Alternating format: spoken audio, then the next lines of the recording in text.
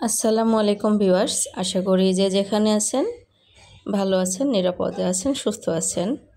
আলহামদুলিল্লাহ আমিও ভালো আছি। তো ভিডিওটা যে যেখান থেকে দেখছেন সবার কাছে একটা অনুরোধ যে ভিডিওটা দেখার সময় একটা লাইক দিয়ে দেখবেন। আর যদি ভালো লাগে আমার ভিডিওটা দেখার পর তাহলে একটু সাবস্ক্রাইব করে দিয়েন। আর যারা সাবস্ক্রাইব করেছেন তাদেরকে আমার অসংখ্য ধন্যবাদ এবং কৃতজ্ঞতা। তো যাই হোক, এই যে গরুর মাংস দুই রকম না, গরুর মাংসটা আমরা কেটে নেওয়ার সময় দেখি যে কিছু সলিড মাংস থাকে আর কিছু একটু খারাপ টাইপের মাংস বের হয়। তো আমি সলিড মাংসটা যেটা একটু মোটামুটি ভালো আর কি, ওটা আমি উঠিয়ে রেখে দিলাম, পরে কোনো কিছু রান্না করব।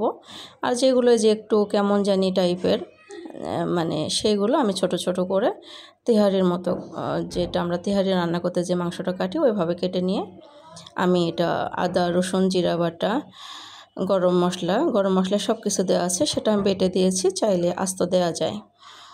হলুদ, মরিচের গুঁড়া, ধনিয়া গুঁড়া, মোট কথা সব কিছুই মাংসতে আমরা যা যা দিই দিয়ে আমি ম্যারিনেট করে রেখে দিলাম।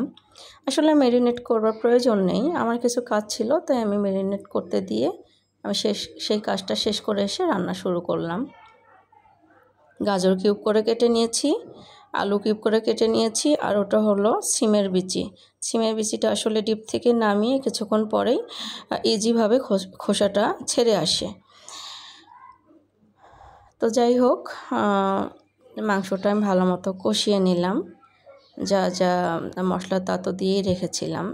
তো মশলার পরিমাণটা অবশ্যই বেশি দিতে হবে, যেহেতু এটা আমি ভেজিটেবল রাইস বা ভেজিটেবল পোলাও করতেছি, সবজি পোলাও উইথ গরুর মাংস আর কি। তো যাই হোক, মাংসটা সুন্দর মতো কষানো হয়ে গেলে, সিদ্ধ হয়ে এলে আমি গাজরটা দিলাম আলু, আর এই যে সিমের বিচিটা যেহেতু খুব দ্রুত সিদ্ধ হয়ে যায় তাই একটু পরেই দিলাম। তো ভালো মতো কষিয়ে নিলাম। আর আমি যে কিউব করে রাখা পেঁয়াজটা রেখেছি ওটা আমি লাস্টে দিব। চাইলে এ পর্যায়ে অনেকে যারা কাঁচা পেঁয়াজ খেতে ভালোবাসেন না তারা চাইলে দিতে পারেন বা দেয়া যায়। তো আমি একটু কাঁচাই রাখবো, তাই আমি লাস্ট মুহূর্তে দিব আর কি।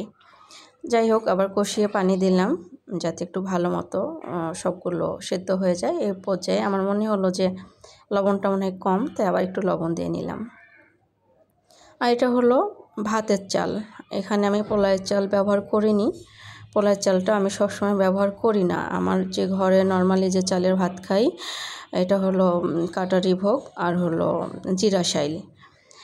তো সেটাই আমি দিয়ে নর্মালি ম্যাক্সিমাম সময় আমার যারা ভিডিও দেখেন খেয়াল করেছেন আমি পোলাওয়ের চাল খুব কম ব্যবহার করি ফ্রাইড রাইস বা পোলাও বা বিরিয়ানিতে।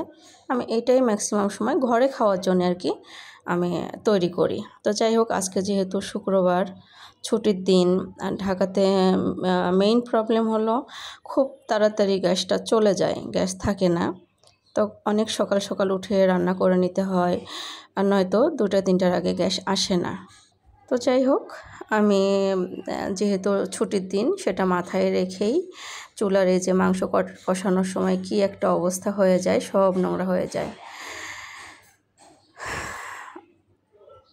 তো যাই হোক, আমি ঝটপট যাতে হয় এবং সুস্বাদু হয় এবং সকাল এবং দুপুরে যাতে একসাথেই খাওয়া যায়, যেহেতু গ্যাস থাকে না সেই চিন্তা করে আমি এটা করে নিলাম। অবশ্যই তো ঝটপট হয়ে যায়। এখানে আমি হলুদ দিয়েছিলাম ভুলবশত, না দিলে দেয়া যায়, না দিলেও কোনো সমস্যা নাই, না দিলেই মনে হয় বেশি ভালো হতো। তো যাই হোক, দিয়ে ফেলেছি, কি আর করার। তো এই তো দেখলেন, আমি বলি বা না বলি একটু আমি এখানে ঘি না, আমি বাটার দিয়ে নিয়েছি। এখানে চাইলে ঘিও দেওয়া যেতে পারে, না চাইলে নাও দেওয়া যেতে পারে। আর যে পেঁয়াজটা দিয়ে নিলাম, আর এই তো একটু দমে বসিয়ে নিলাম 10-15 মিনিটের জন্যে। অনেক দ্রুত হয়ে গেল।